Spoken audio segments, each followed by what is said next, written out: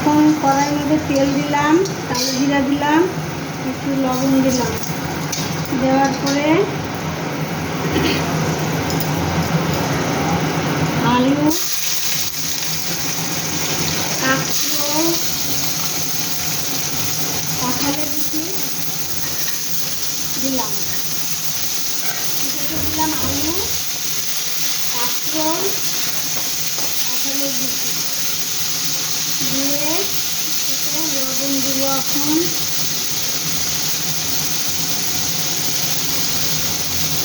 লবণ দিলাম,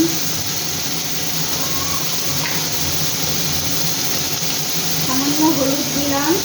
এই রেসিপিটা তো বেশি হলুদ দিতে লাগে না, হলুদ দিলাম, দিয়ে আবার নাড়া দিব।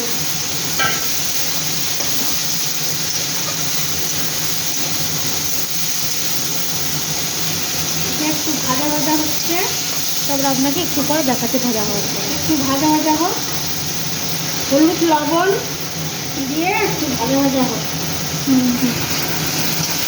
ভাজা ভাজা হয়ে আসছে। এখন আমি দিব, এখানে রান্না হচ্ছে রেসিপিটা শাকের, কাঁকরোল, কাঁঠালের বিচি আর আলু, এটা রেসিপি। তারপরে এখন দিব দুটা কাঁচা লঙ্কা,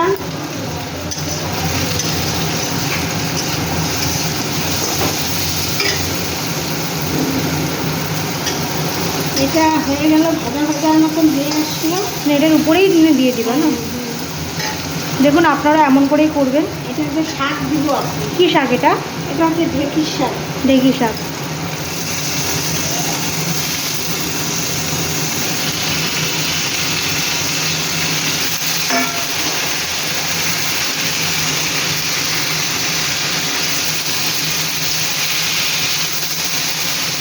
ঢেঁকি শাক আমার পার্সোনালি অনেক প্রিয়। ঢেঁকি শাক এইভাবে খুব ভালো হয়, কাঁঠালের বিচি দিয়ে, আলু দিয়ে আর এই কাঁকরোল দিয়ে। এটা খুব ভালো রেসিপি, হয়তো খুব ভালো হয়।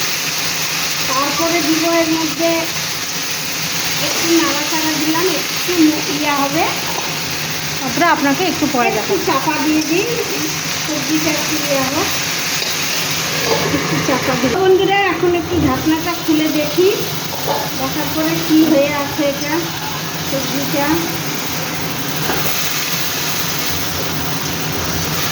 এটা সাদা তেল দিয়ে করছি, আগেরটা করছি সরষের তেল দিয়ে, এটা হলো সাদা তেল। এটা সাদা তেল দিয়ে।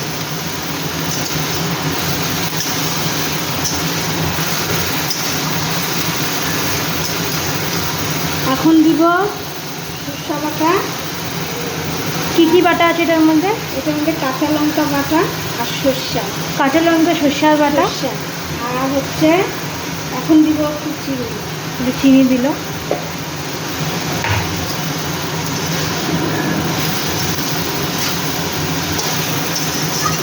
এটা একদম যে করবো,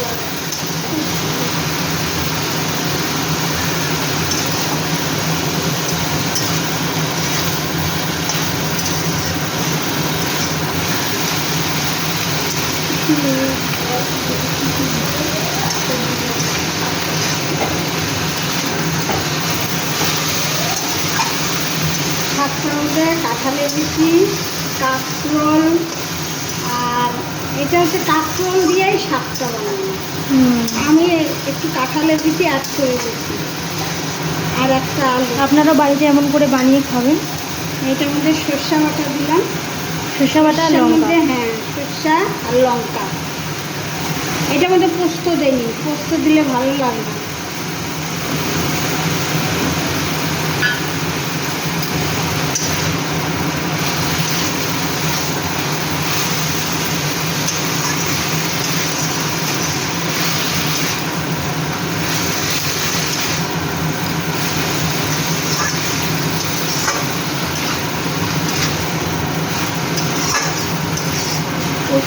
সরষাটা একটু সাঁতলানো হয়ে গেল, এখনই একটু জল দিব সামান্য।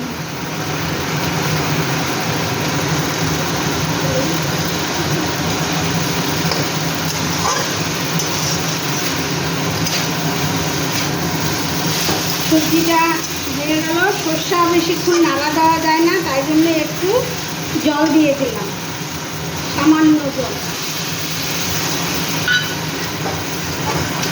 এখন একটু ঢাকা দিয়ে রাখতেছি,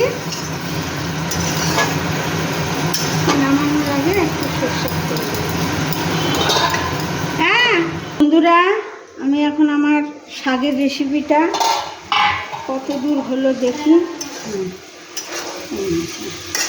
এখন নামানোর আগে একটু তেল দিব, কাঁচা তেল একটু ছড়াই দিব। হয়ে গেছে? একটু কাঁচা তেল দিয়ে দিব,